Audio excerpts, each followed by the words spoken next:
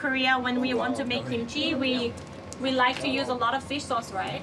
But the problem with the hot country is that it goes too fast. And when fermentation goes too fast, it's too sharp, you know? Ça sent le poisson, une vieille mimolette plutôt, non? Une très vieille mimolette. On est tous dans une notion de cuisine durable parce que les fermentations ne demandent pas ou peu d'énergie en fait. Et c'est aussi, on valorise entièrement le végétal ou le produit qu'on travaille en fait.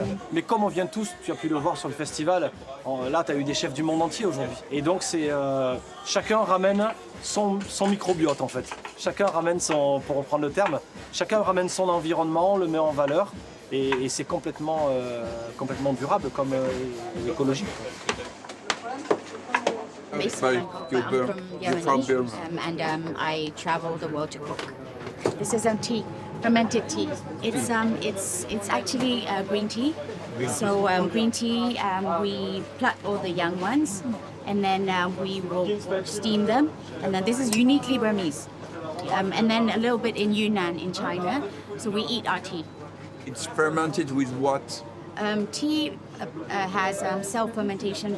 Okay, it is a self-fermentation. Yes, depending on the weather. As long as you keep it away from direct sunlight, within 2 to 3 weeks, it's fermented. This has a little bit of salt just to preserve it afterward. Tastes like fish. Yes, it does, but no fish. This is vegan. It's very interesting.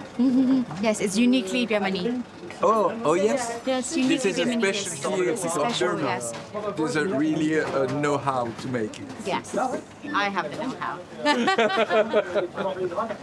Le but de l'assaut, c'est la désacralisation des fermentations. C'est expliquer aux gens tous les savoir-faire qu'on oublie, qui se transmettaient avant de père en fils ou de mère en fille ou enfin en famille. Maintenant, on les comprend. Donc il faut les expliquer, il faut partager tout ça.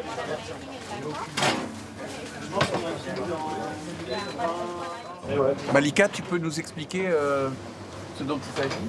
Le plat? Oui. En fait, j'ai grandi avec un bourguignon vietnamien. Donc c'est un bourguignon avec des épices que mon père cuisinait souvent. Il y avait de la citronnelle, de la cardamome, du gingembre dedans. Et j'ai eu envie en fait de le faire végétarien et sans alcool. Du coup, à la place de la viande, j'ai mis des pleurotes et à la place du vin, j'ai mis du jus de fermentation de betterave. Donc là, il ne reste plus grand chose dans le bocal, mais en fait, il y a une couleur magnifique et hyper intéressante. Et on retrouve l'acidité en fait du vin, mais dans le jus de fermentation de betterave. Aujourd'hui, en fait, on est dans une société où tous les goûts sont standardisés, on sait à quoi s'attendre.